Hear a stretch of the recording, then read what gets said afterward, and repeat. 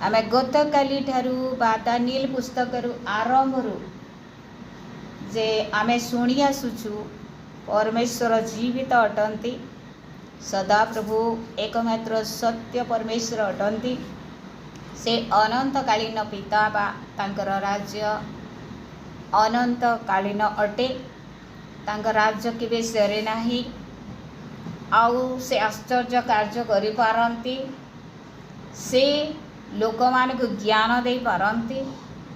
आउ से आमे पढ़ीथिला ऊर्ध्वरु आगत ज्ञान विषय रे। आउ जेतेबेले दानिएल आउ तांकर संगी माने असुचितारु निजको पृथक कले, परमेश्वर सेमानक अनुग्रह कले, आउ सेमानक उन्नत करि असंती। आमे समस्ते जानि असु। आउ अनेक स्वप्न विषय रे दानिएल आउ से ज्ञान प्राप्त हेले परमेश्वर ठारू स्वप्न रो अर्थ जणाइबा निमंते। आउ ताहा परमेश्वर अनुग्रह हेला ताहा मध्य आमे शुणिअछु बा पढ़िअछु। एते आश्चर्य कार्य देखि मध्य राजा बारंबार कौन होती परमेश्वर लोक मान आउ से विश्वास करि पारु नाहांती। जदियो किछि समय से कहउछंती दानिएल रो परमेश्वर महान अटंती, दानिएल रो परमेश्वर आउ जीवित अटंती। आउ से कहंती ईश्वर गणर ईश्वर और राजगणर प्रभु और निगूढ़ विषय मानर प्रकाशक बोली। तथापि पर मुहूर्त परमेश्वर से जीवित परमेश्वर लोक मानू से कौन करुअछंती कष्ट देउछन। देखंतु बारंबार तांकर जीवन रे आसु अछि। एबे गोटे स्वप्न देखिले, स्वप्नर अर्थ परमेश्वर लोक कले, तापरे तांकु सम्मानित कले।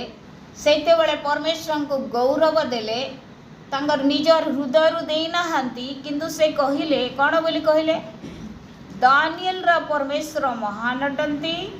आउ से ईश्वर गणर ईश्वर राजगणर प्रभु निगूढ़ विषय मानर प्रकाशक अटंती बोली।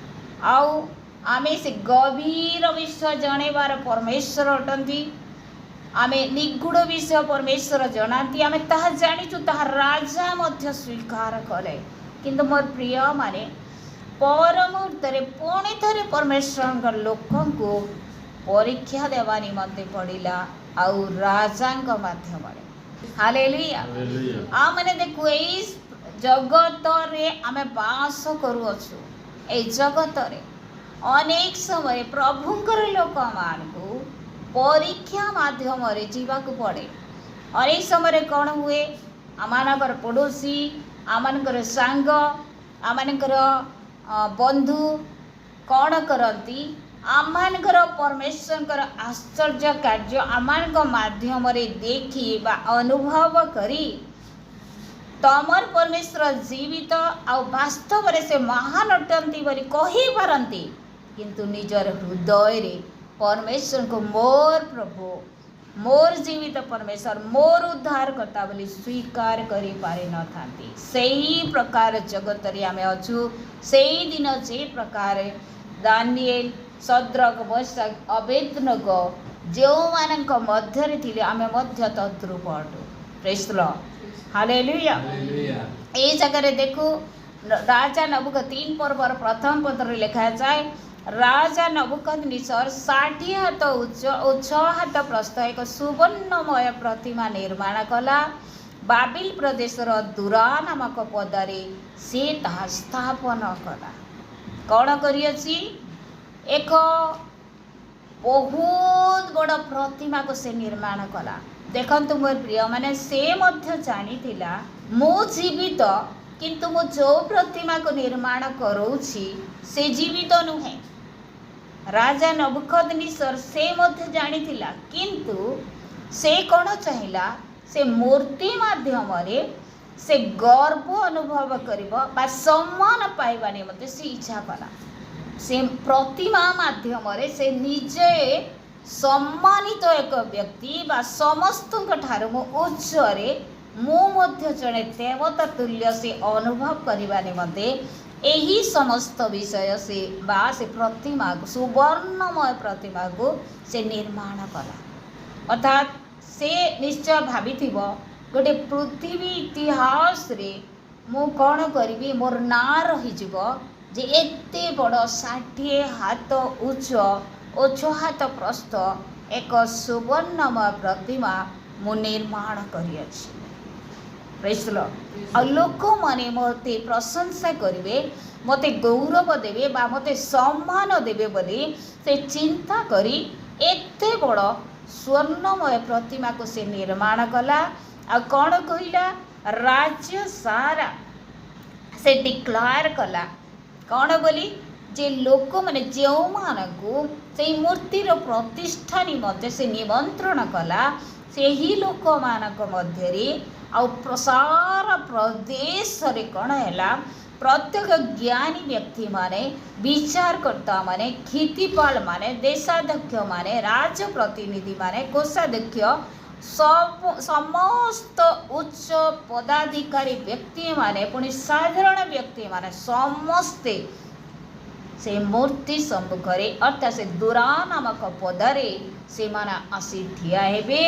ଆଉ ଯେତେବେଳେ ବିଭିନ୍ନ ବାଦ୍ୟଯନ୍ତ୍ର ସବୁ ବାଜିବ, ସେମାନେ କ'ଣ କରିବେ, ସେ ମୂର୍ତ୍ତି ସମ୍ମୁଖରେ ଆଉ ସେମାନେ ନତମସ୍ତକ ହେବେ ବା ତାକୁ ପ୍ରଣାମ କରିବେ।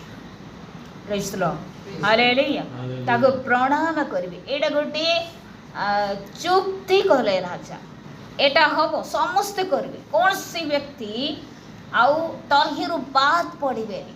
ଦେଶର ପ୍ରତ୍ୟେକ ଲୋକ, ପୁଣି ଯେଉଁମାନଙ୍କୁ ସେ ନିମନ୍ତ୍ରଣ କରିଥିଲେ ସମସ୍ତେ ସେ ଯନ୍ତ୍ର କ'ଣ କହିବେ, ଯେତେବେଳେ ଆଉ ସେଇ ସବୁ ମୃଦୁଙ୍ଗ ବାଜିବ, ବିଭିନ୍ନ ଯନ୍ତ୍ରପାତି ଦ୍ୱାରା ବିଭିନ୍ନ ଆଉ ବାଦ୍ୟଯନ୍ତ୍ର ଦ୍ୱାରା ଆଉ ସେମାନେ କ'ଣ କରିବେ, ଶବ୍ଦ କରିବେ। ସେହି ସମୟରେ ସମସ୍ତେ କୌଣସି ଗୋଟେ ଛୋଟ ପିଲା ମଧ୍ୟ ବାତିଲ ଯିବ ନାହିଁ, ତହିଁରୁ ସମସ୍ତେ କ'ଣ ହେବେ, ତାର ସମ୍ମୁଖରେ ଉବୁଡ଼ ହେଇ ପ୍ରଣାମ କରିବେ। ଆଉ ଏହି ସମସ୍ତ ବିଷୟ ଶୁଣିଲେ ରାଜାଜ୍ଞାକୁ ଶଦ୍ରକ, ମେଶକ, ଅବେଦନଗୋ ସେମାନେ ମଧ୍ୟ ଶୁଣିଲେ। ଆଉ ସେ ପଦାକୁ ଗଲେ, କ'ଣ କଲେ, ସେଇ ପଦାକୁ ଗଲେ। ସେହି ପଦାରେ ଥାଇ ମଧ୍ୟ ସେମାନେ ଆପଣାର ଜୀବିତ ପରମେଶ୍ୱରଙ୍କୁ ସ୍ମରଣ କଲେ, ଯେଉଁ ପରମେଶ୍ୱର ମୂର୍ତ୍ତି ସାମ୍ନାରେ ଆପଣାକୁ ପ୍ରଣାମ ନ କରିବା ପାଇଁ ଆଜ୍ଞା ଦିଅନ୍ତି, ସେହି ପରମେଶ୍ୱର, ସେ ଜୀବିତ ପରମେଶ୍ୱରଙ୍କର ବାକ୍ୟକୁ ସ୍ମରଣ କରି ସେମାନେ ସେ ପ୍ରତିମା ସମ୍ମୁଖରେ ପ୍ରଣାମ କଲେ। ଆଉ ସେତେବେଳେ କ'ଣ ହେଲା, ଯେଉଁମାନେ ଆଉ ଶଦ୍ରକ, ମେଶକ, ଅବେଦନଗୋକୁ ସେମାନଙ୍କୁ ଟାର୍ଗେଟ କରୁଥିଲେ ଯେ ଏମାନେ ଜିହୁଦୀୟ ଲୋକମାନେ, ଏମାନେ ଆଉ ରାଜାଜ୍ଞାକୁ ଉଲ୍ଲଂଘନ କରୁଅଛନ୍ତି, ଯେ ପ୍ରକାର ଦାନିଏଲକୁ ସେମାନେ ଚିନ୍ତା କରିଥିଲେ, ସେହିପରି ଆଉ ଏମାନଙ୍କୁ ଯେତେବେଳେ ଚିନ୍ତା କରି ଟାର୍ଗେଟ କରି କହୁଅଛନ୍ତି, ଯାଇକି ଅଭିଯୋଗ କଲେ ରାଜାଙ୍କ ନିକଟରେ, ଏଇ ବାଦ୍ୟଯନ୍ତ୍ର ଯେତେବେଳେ ବାଜୁଅଛି, ସେହି ସମୟରେ କେତେଜଣ ଜିହୁଦୀୟ ଲୋକ ଯେଉଁମାନେ ବନ୍ଦୀ ଅବସ୍ଥାରେ ଅଣାଯାଇଅଛନ୍ତି, ସେମାନେ ଆପଣଙ୍କର ମୂର୍ତ୍ତି ସାମ୍ନାରେ ପ୍ରଣାମ କରୁନାହାନ୍ତି ମହାରାଜ ବୋଲି ଯେତେବେଳେ ସେମାନେ ଅଭିଯୋଗ କଲେ ରାଜାଙ୍କ ପାଖରେ, ରାଜା ସେତେବେଳେ ରାଗିଗଲେ। ରାଜା କ'ଣ କଲେ, ରାଗିଗଲେ। ଆଉ ରାଜା ସେମାନଙ୍କ ପାଖକୁ ଡକାଇ ସେମାନଙ୍କୁ କହିଲେ, ନିଜେ କହିଲେ, ରାଜା କାହାର ହାତରେ ଖବର ଦେଇନାହାନ୍ତି, କହିଲେ, ଏବେ ତୁମେ କ'ଣ କର, ପୁନର୍ବାର ସେ ବାଦ୍ୟ ବାଜିବ, ଆଉ ତୁମେ ମୋର ସେ ପ୍ରତିମା ସମ୍ମୁଖରେ ଆଉ ତୁମେ କ'ଣ କର, ଉବୁଡ଼ ହେଇ ପ୍ରଣାମ କର। ଆଉ ସେହି ସମୟରେ ସେମାନେ କ'ଣ କହିଲେ, ଯଦି ତାପରେ ରାଜା କହିଲେ, ଯଦି ତୁମେ ପ୍ରଣାମ ନ କରିବ, 13 ପଦରେ ଲେଖାଯାଏ, ତହିଁରେ ନବୁକଦନେସର ପ୍ରଚଣ୍ଡ କ୍ରୋଧ ଓ କୋପରେ ଶଦ୍ରକ, ମେଶକ, ଅବେଦନଗୋକୁ ଆଣିବା ପାଇଁ ଆଜ୍ଞା କଲା। ତହୁ ଲୋକମାନେ ସେମାନଙ୍କୁ ରାଜାର ଛାମୁକୁ ଆଣିଲେ। ନବୁକଦନେସର ସେମାନଙ୍କୁ ଉତ୍ତର ଦେଇ କରି କହିଲା, ହେ ସଦ୍ରକ ମେଶକ ଅବେଦନେଗୋ, ତୁମେମାନେ କି ମନସ୍ଥ ହୋଇ ମୋର ଦେବତାର ସେବା କରୁନାହଁ କିମ୍ବା ମୋ ସ୍ଥାପିତ ସୁବର୍ଣ୍ଣମୟ ପ୍ରତିମାକୁ ପ୍ରଣାମ କରୁନାହଁ? ଏବେ ଶୃଙ୍ଗ, ବଂଶୀ, ବୀଣା, ଚତୁସ୍ତନ୍ତ୍ରୀ, ନେବଲ, ମୃଦଙ୍ଗ ଓ ସର୍ବପ୍ରକାର ବାଦ୍ୟ ଶୁଣିଲେ। ତୁମେମାନେ ଯେବେ ମୋ ନିର୍ମିତ ପ୍ରତିମାକୁ ମୁହଁ ମାଡ଼ି ପ୍ରଣାମ କରିବାକୁ ପ୍ରସ୍ତୁତ ହୁଅ ତେବେ ଭଲ, ମାତ୍ର ଯେବେ ତୁମେମାନେ ପ୍ରଣାମ ନ କର ତେବେ ସେହି ଦଣ୍ଡରେ ତୁମେମାନେ ପ୍ରଜ୍ୱଳିତ ଅଗ୍ନିକୁଣ୍ଡରେ ନିକ୍ଷିପ୍ତ ହେବ। ଆଉ ଯେ ତୁମମାନଙ୍କୁ ମୋ ହସ୍ତରୁ ଉଦ୍ଧାର କରିବ, ଏପରି କେଉଁ ଦେବତା? ଦେଖନ୍ତୁ, ଏ ଗୋଟେ ଶବ୍ଦକୁ ମୁଁ କହିବା ନିମନ୍ତେ ଚାହେଁ। ସେ କ'ଣ କହୁଛି? ତମେ ଏବେ ପୁନର୍ବାର ସେ ବାଦ୍ୟଯନ୍ତ୍ର ବାଜିବ, ଆଉ ତୁମେ ସେ ମୂର୍ତ୍ତି ସାମ୍ନାରେ, ପ୍ରତିମା ସାମ୍ନାରେ କ'ଣ କରିବ? ଉବୁଡ଼ ହୋଇ ପ୍ରଣାମ କର। ଆଉ ଯଦି ନ କରିବ ତାହେଲେ କ'ଣ ହେବ? ପ୍ରଜ୍ୱଳିତ ଅଗ୍ନିକୁଣ୍ଡରେ ତୁମମାନଙ୍କୁ ନିକ୍ଷିପ୍ତ କରାଯିବ। ପୁଣି ଯେ ତୁମମାନଙ୍କୁ ମୋ ହସ୍ତରୁ ଉଦ୍ଧାର କରିବ, ଏପରି କେଉଁ ଦେବତା ଅଛି? ଆମେ ମନେ ପକାଉ ତ, ଗତ ସମୟମାନଙ୍କରେ ମଧ୍ୟ ସେ ସେହିପରି କହିଥିଲା। ଦାନିଏଲକୁ ସେହିପରି କହିଥିଲା। ପ୍ରେଜ୍ ଦ ଲର୍ଡ। କିଏ ଅଛି? ଆଉ ଦାନିଏଲ ଯେତେବେଳେ ପରମେଶ୍ୱରଙ୍କର ଲୋକମାନେ ଯେତେବେଳେ ଆଉ ପ୍ରଭୁଙ୍କର ନିକଟବର୍ତ୍ତୀ ବା ପ୍ରଭୁଙ୍କୁ ପ୍ରାଧାନ୍ୟ ଦେଉଅଛନ୍ତି, ରାଜାଙ୍କୁ ପ୍ରାଧାନ୍ୟ ଦେଉନାହାନ୍ତି, ସେତେବେଳେ ସେମାନେ କ'ଣ କରୁଅଛନ୍ତି? ଯେ ତାକୁ ବେଖାତିର କରୁଅଛନ୍ତି। ଏବେ ଆମେ ଦେଖୁ ରାଜା କ'ଣ କହୁଛି ନବୁକଦନେସର ସେ 3 ଜଣଙ୍କୁ, ଏପରି କେଉଁ ଦେବତା ଅଛି ଯେ ମୋର ହସ୍ତରୁ ତୁମକୁ ଉଦ୍ଧାର କରିବ? କି ପ୍ରକାର ଭାଷାରେ, କି ପ୍ରକାର ଉଦ୍ବେଗର ସହିତ ସେ କହିଥିବ, ରାଗର ସହିତ, କ୍ରୋଧର ସହିତ ସେ କହିଥିବ, ଆମେ ଟିକେ ଚିନ୍ତା କରିବା। ଆମର ଭାଷାରେ ହେଲେ କ'ଣ କହିଥିବ? ସେ ମୋର କଥା ନେଇ ମାରିଲୁ, ଏନ୍ତା କେନ୍ ତୋର ପ୍ରଭୁ ଅଛି, କେନ୍ ତୋର ଈଶ୍ୱର ଅଛେ ଯେ ମୋର୍ ହାତ ତୋତେ ବଞ୍ଚାବା ଯେ ଆଜି ଦେখ ତ। আর যদি তুমি ଏ ପ୍ରତିମା ସମ୍ମୁଖରେ ନତମସ୍ତକ ନ ହେବ, ଉବୁଡ଼ ନ ହେବ, ତାହେଲେ ଅଗ୍ନିକୁଣ୍ଡ ତୁମ ନିମନ୍ତେ ରଖାଯାଇଛି। ଆଉ ଅଗ୍ନିକୁଣ୍ଡରୁ କେନ୍ ତୋର ବାପା ବା କେନ୍ ତୋର ପ୍ରଭୁ ତୋତେ ବଞ୍ଚାବା ଟିକେ ଦେଖମା। ଏଇ ଭାଷାରେ ନିଶ୍ଚୟ ସେ କହିବେ। ଆଉ ଇଟା ଶୁଣିକରି 16 ପଦରେ ଲେଖାଯାଏ, ସଦ୍ରକ ମେଶକ ଅବେଦନେଗୋ ରାଜାକୁ ଉତ୍ତର କରି କହିଲେ, ହେ ନବୁକଦନେସର, ଏ ବିଷୟରେ ଆପଣଙ୍କୁ ଉତ୍ତର ଦେବାର ଆମଙ୍କର ପ୍ରୟୋଜନ ନାହିଁ, କିଛି ଦରକାର ନାହିଁ ଆପଣଙ୍କୁ ଉତ୍ତର ଦେବାର ଲାଗି। ଆମେ ଜାଣି ସାରିଛୁ କେନ୍ ଆମର ପରମେଶ୍ୱର ଆମକେ ରକ୍ଷା କରିଛନ୍ ଆଉ କରିପାରବେ। ଯେ କାଁ ହେଲା ଯେ କହିଲେ, ଯେହେତୁ ଯେନ୍ ପରମେଶ୍ୱର ଏତେ ଆଶ୍ଚର୍ଯ୍ୟ କାର୍ଯ୍ୟକେ ନବୁକଦନେସର ରାଜାର ସମ୍ମୁଖରେ ଦେଖେଇ ଆସିଛନ୍, ସେହି ପରମେଶ୍ୱର କେ ଏ ତୁଚ୍ଛ ବୋଧ କରୁଛେ। ସେ ଜାଣିଥିଲେ ବି ନେଇ ସାରିଲା ଭଳିଆ ହଉଛି। ସେଥିଲାଗି ସେମାନେ କହୁଛନ୍ ଯେ ଆପଣଙ୍କୁ ଉତ୍ତର ଦେବାର ଆମଙ୍କର କିଛି ଆବଶ୍ୟକ ନେଇନ କି ପ୍ରୟୋଜନ ନେଇନ ବୋଲି କହୁଛ। ଆଉ ତାପରେ କାଣା କହିଲେ 17 ପଦରେ, ଯେବେ ସେପରି ହୁଏ ତେବେ ଆମେମାନେ ଯାହାଙ୍କର ସେବା କରୁ, ଆମମାନଙ୍କର ସେହି ପରମେଶ୍ୱର ଆମ୍ଭମାନଙ୍କୁ ପ୍ରଜ୍ୱଳିତ ଅଗ୍ନିକୁଣ୍ଡରୁ ରକ୍ଷା କରିବାକୁ ସମର୍ଥ ଅଟନ୍ତି। ଆଉ ହେ ମହାରାଜ, ସେ ଆପଣଙ୍କ ହସ୍ତରୁ ଆମମାନଙ୍କୁ ଉଦ୍ଧାର କରିବେ। ଯଦି ଆପଣ ଅଗ୍ନିକୁଣ୍ଡରେ ଆମମାନଙ୍କୁ ପକାଇବେ, ତାହେଲେ ସେ ଅଗ୍ନିରୁ ମଧ୍ୟ ଆମମାନଙ୍କୁ ରକ୍ଷା କରିବାକୁ ସେ ସମର୍ଥ ପରମେଶ୍ୱର, ସେ ଶକ୍ତିଯୁକ୍ତ ଅଟନ୍ତି, ସେ ତାହା କରିପାରିବେ।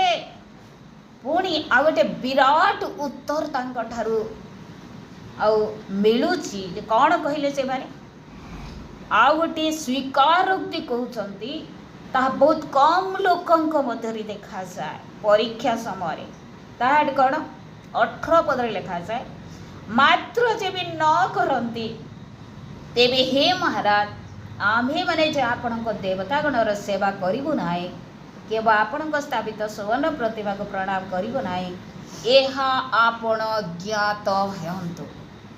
देखंतु मोर प्रिय माने गोटे राजा सीधा सड़क से जुवा तीन जुवान सम्मुख ठिया है कहूसी एपटे राज्य देश विभिन्न देश लोक मान से निमंत्रण करियछि पदारे दूरा नामक पदारे लोक माने ठिया होइछन्ति एते जनगहली मध्य राजा से मान को कहूछि जे तमे जदि प्रणाम करिबो नाही मूर्ति को ताहले तुम निमंते अग्नि रखा जाइछि अग्नि रे निक्षिप्त हेबो आ से अग्नि रो तुमको कौनसी परमेश्वर रक्षा करि परिबे नाही। सेते बेले माने कहिले आमे जो जीवित परमेश्वर आराधना करू से अग्नि रो आमन को रक्षा करिबांते सामर्थ किंतु जदि भी न करंती तथापि आमे प्रणाम करू एई स्वीकारोक्ति को परमेश्वर आशा करंती। परमेश्वर मते सुस्थ करि पारंती पारिबे से सामर्थ अटंती मते बंचे पारिबे मते उद्धार करि पारिबे मते उन्नत करि पारिबे मते प्रत्येक क्षेत्र रे से सहाय्य करिबे मोर सहित रे अछंती किंतु जदि भी न करंती तथापि मध्य मु अन्य कहार सेवा करिबे नाही। Praise the lord hallelujah. एटा परमेश्वर आशा करत को व्यक्ति हृदय सहित ए स्वीकारोक्ति करुछि। मोर प्रिय माने एबे प्रश्न उठुछि निश्चय आगो को आमने जानि अछु 7 गुण अग्नि बढ़ाइले राजा जेते अग्नि थिला 7 गुण बढ़ा गला आउ से 3 जन को निक्षिप्त करा गला हमें जानू आउ तही रे परमेश्वर कण कले से मानकर संगी हेले से परीक्षा रे प्रभु छाड़ी दियंती नहीं किंतु परीक्षा रे आमनकर सहित रे था आ परीक्षा रे से मानकर सहित थाई से मान को उन्नत कले आमे ताहा मध्य जान किंतु गोटी विषय मु कहिबानी मते चाहे से दिन केवल सद्रक मत्स्यक अबेदनगो अग्नि द्वारा परीक्षित हेले ताहा नुह मात्र आज मध्य वास्तव रे जो माने सत्य परमेश्वर सेवा करंती आ सत्य परमेश्वर बिनु आ कहार सेवा करंती नाही सेमान का निमंते मध्य निश्चित अग्नि परीक्षा तुल्य परीक्षा गुड़िक आसूसी। Praise the lord hallelujah.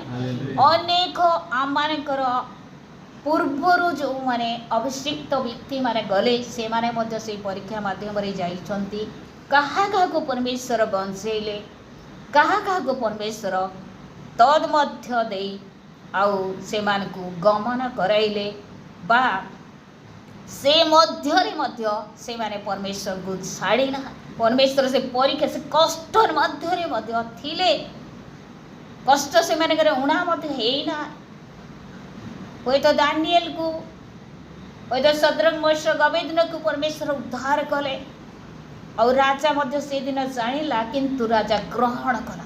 मोर प्रिय माने आज दुनिया यही प्रकार परीक्षा देवा व्यक्ति मानकर उन्नति रे से जिते परीक्षा उन्नति प्राप्त हमें से लोक मैंने कहती एमान परमेश्वर सत्य परमेश्वर किंतु से माने हृदय ग्रहण करि पारंती नाही नबुकदनेस्सर राजा तुल्य। Praise the lord hallelujah. आज पृथ्वी सारा लोकंक मध्य विभिन्न जाति विभिन्न गोष्ठी मध्य दूरा नामक पदारे जे प्रकार लोक मैंने थिले आज आम से प्रकार समाज रे से प्रकार गाँव मान बास करूँ अनेक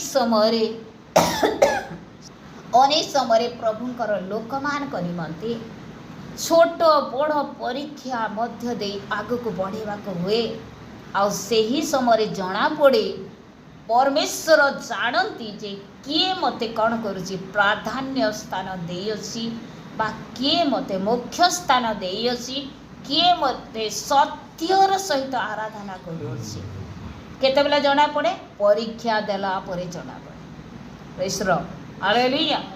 सद्रक मेशक अबेदनगो जदि कही थांते ठीक अच्छी आम से अग्नि रे आम पड़ू ठीक अच्छी बोली कही थांते ताहेले ताहा मध्य गोटे बहुत बड़ उत्तम विषय अटे किंतु तहिरु गोटे सर्वोत्तम विषय हैला ସେମାନଙ୍କର ସ୍ୱୀକାରୋକ୍ତି ସେମାନେ କ'ଣ କହିଲେ? ଆମମାନଙ୍କ ପରମେଶ୍ୱର ଅଗ୍ନିରୁ ରକ୍ଷା କରିବାକୁ ସାମର୍ଥ୍ୟ, କିନ୍ତୁ ଯଦି ନ କରନ୍ତି ତେବେ ମଧ୍ୟ ଆମେ କେବଳ ପରମେଶ୍ୱରଙ୍କର ଆରାଧନା କରିବୁ, କେବଳ ପରମେଶ୍ୱରଙ୍କୁ ପ୍ରଣାମ କରିବୁ, ଅନ୍ୟ କାହାକୁ ପ୍ରଣାମ କରିବୁ ନା। ପ୍ରେଜ୍ ଦ ଲର୍ଡ। Hallelujah hallelujah. ଜୀବନର ଶେଷ ପର୍ଯ୍ୟନ୍ତ ପ୍ରଭୁଙ୍କର ଜଣେ ବ୍ୟକ୍ତିର ଏଇଟା ସ୍ୱୀକାରୋକ୍ତି ହେବାର ଆବଶ୍ୟକ। ଆଜି ମୋତେ ଖାଇବାକୁ ମିଳୁ ବା ନ ମିଳୁ, ମୋର ପ୍ରିୟମାନେ, ଆଗକୁ ବହୁତ ପ୍ରକାର ସମସ୍ୟା ପ୍ରଭୁଙ୍କ ଲୋକମାନଙ୍କ ନିମନ୍ତେ ଆସୁଅଛି। ଆଉ ଯେଉଁ ସମୟରେ ଏହି ପ୍ରକାର ଅଗ୍ନି ପରୀକ୍ଷା କେବଳ ନିଆଁ ଦ୍ୱାରା ପରୀକ୍ଷିତ ବୋଲି କୁହାଯାଉ ନାହିଁ, ଅନେକ ପ୍ରକାର ପରୀକ୍ଷା ଅଛି। ଅଗ୍ନି ତୁଲ୍ୟ ପରୀକ୍ଷା ଗୁଡ଼ିକ ଆସୁଅଛି। କ'ଣ ହୁଏ, ବେଳେବେଳେ ଆମ ୟୁଟ୍ୟୁବରେ ଦେଖୁଥିଲି, ଜଣେ ମାଆକୁ କ'ଣ କଲେ, ତାର ସ୍ୱାମୀ ତାର ସନ୍ତାନକୁ ଆଉ ତାର ସ୍ୱାମୀ ତାର ମା ବାପାଙ୍କ ସହିତ ଲୁଚେଇ ଦେଲେ ଆଉ ତାଙ୍କ ସ୍ତ୍ରୀକୁ ଘରୁ କାଢ଼ିଦେଲେ। କାହିଁକି? ସେ ପ୍ରଭୁ ଯୀଶୁଙ୍କୁ ଗ୍ରହଣ କଲା। ତାହା ମଧ୍ୟ ଗୋଟିଏ ଅଗ୍ନି ତୁଲ୍ୟ ପରୀକ୍ଷା ଅଟେ, ଅଗ୍ନିରେ ପଡ଼ିବା ତୁଲ୍ୟ ପରୀକ୍ଷା ଅଟେ। କିନ୍ତୁ ସେ ସ୍ତ୍ରୀଟି କ'ଣ କଲା? ନିଜର ସନ୍ତାନକୁ, ନିଜର ସ୍ୱାମୀକୁ, ନିଜର ଶାଶୁଘରକୁ, ନିଜର ଧନ ସମ୍ପତ୍ତିକୁ, ବଞ୍ଚିବାର ସବୁ ବିଷୟକୁ ସେ ତ୍ୟାଗ କରି ଆପଣା ଜୀବିତ ପରମେଶ୍ୱରଙ୍କୁ ସେ ମନୋନୀତ କଲା ଆଉ ସେ ଉଦ୍ଧାର କଲା। ହାଲେଲୁୟା। ଆମେ ଦେଖୁ ଯେ ରାଜା ସେଦିନ କ'ଣ କଲେ? 3 ଜଣଙ୍କୁ ତ ଅଗ୍ନିରେ ପକାଇଲେ, କିନ୍ତୁ ଚତୁର୍ଥ ବ୍ୟକ୍ତିକୁ ସେ ଦେଖୁଅଛନ୍ତି। ଆଉ ଚତୁର୍ଥ ବ୍ୟକ୍ତି କି ପ୍ରକାର ଦେଖାଯାଉଛନ୍ତି? ପରମେଶ୍ୱରଙ୍କର ପୁତ୍ରର ସଦୃଶ। ରାଜା କେବେ ପ୍ରଭୁ ଯୀଶୁଙ୍କୁ ଦେଖିଥିଲେ? ନାଇଁ, କେବେ ଦେଖିନଥିଲେ। କିନ୍ତୁ ଏତେ ବଡ଼ ପରୀକ୍ଷାରେ ଅଗ୍ନି ମଧ୍ୟରେ ସେ କାହାକୁ ଦେଖିଲେ? ସେ ଶଦ୍ରକ୍ ମେଶକ୍ ଅବେଦନୋଙ୍କ ସହିତ ପରମେଶ୍ୱରଙ୍କର ଅଦ୍ୱିତୀୟ ପୁତ୍ର ଅର୍ଥାତ୍ ପ୍ରଭୁ ଯୀଶୁ ଖ୍ରୀଷ୍ଟଙ୍କୁ ସେ ଦେଖିଲେ। ମୋର ପ୍ରିୟମାନେ, ଯେତେବେଳେ ଆମମାନଙ୍କ ନିକଟକୁ ବା ପରମେଶ୍ୱରଙ୍କର ସନ୍ତାନମାନଙ୍କ ନିକଟକୁ ପରୀକ୍ଷା ଆସେ, ବିଭିନ୍ନ ପ୍ରକାର ପରୀକ୍ଷା, ସମସ୍ୟା ରୂପକ ପରୀକ୍ଷା, ଅଭାବ ରୂପକ ପରୀକ୍ଷା, କ୍ଲେଶ ରୂପକ ପରୀକ୍ଷା, ବିଭିନ୍ନ ପ୍ରକାର ପରୀକ୍ଷା ଆସେ, ସେହି ସମୟରେ ପରମେଶ୍ୱର ଆମମାନଙ୍କର ସହିତରେ ଥାନ୍ତି। ଆଉ ତାହା କିଏ ଦେଖେ? ତାହା ଶୟତାନ ମଧ୍ୟ ଦେଖିଥାଏ। ତାହା ଯେଉଁମାନେ ଆମମାନଙ୍କୁ ପରୀକ୍ଷା କରନ୍ତି ସେମାନେ ମଧ୍ୟ ତାହା ଦେଖିଥାନ୍ତି। ସେମାନେ ମଧ୍ୟ ଦେଖିଥାନ୍ତି ଆଉ ସେମାନେ କୁହନ୍ତି ଯେ ବାସ୍ତବରେ ଏମାନଙ୍କ ପରମେଶ୍ୱର ଜୀବିତ ଅଟନ୍ତି ବୋଲି, କିନ୍ତୁ ସ୍ୱୀକାର କରନ୍ତି ନାହିଁ। ମୋର ପ୍ରିୟମାନେ, ଆମେ ଦେଖୁ ଯେତେ ବଡ଼ ଆମମାନଙ୍କ ନିକଟକୁ ସମସ୍ୟା ଆସୁ, ଯାହା ବି ସେ ଆସୁ, ଅର୍ଥାତ୍ ଏ ଜାଗାରେ ନିହାତି ମୃତ୍ୟୁ ନିମନ୍ତେ, ମୃତ୍ୟୁ ହାତରେ ନବୁକଦନେସର ଆଉ ସେ 3 ଜଣ ଯୁବାକୁ ସମର୍ପଣ କରିଥିଲା। ମୃତ୍ୟୁ ହାତରେ, ଅଗ୍ନିରେ ପଡ଼ିଲେ ତ ମୃତ୍ୟୁ ଏକା ସୁନିଶ୍ଚିତ। ମୃତ୍ୟୁ ହାତରେ ସେ ସମର୍ପଣ କରିଥିଲା। କିନ୍ତୁ ପରମେଶ୍ୱର ବା ପ୍ରଭୁ ଯୀଶୁ ସେମାନଙ୍କର ସହିତରେ ଥାଇ ସେମାନଙ୍କୁ ମୃତ୍ୟୁରୁ ବଞ୍ଚେଇଲେ। ଆଉ ଆମେମାନେ ମଧ୍ୟ ଏଇ ଜଗତରେ ଅଛୁ, ଆମମାନଙ୍କ ନିକଟକୁ ମଧ୍ୟ ସେହି ପ୍ରକାର ଅନେକ ମାଧ୍ୟମରେ ପରୀକ୍ଷା ସବୁ ଆସିଥାଏ। ସେହି ପରୀକ୍ଷାରେ ଆମେମାନେ ଭୟଭୀତ ହେବା ନାହିଁ, କାରଣ ପରୀକ୍ଷାର ସମୟରେ ମଧ୍ୟ ପ୍ରଭୁ ଯୀଶୁ ଆମମାନଙ୍କର ସହିତରେ ଥାନ୍ତି। ଆମମାନଙ୍କୁ ସେ ନିଶ୍ଚୟ ବିଜୟ ଦେବେ।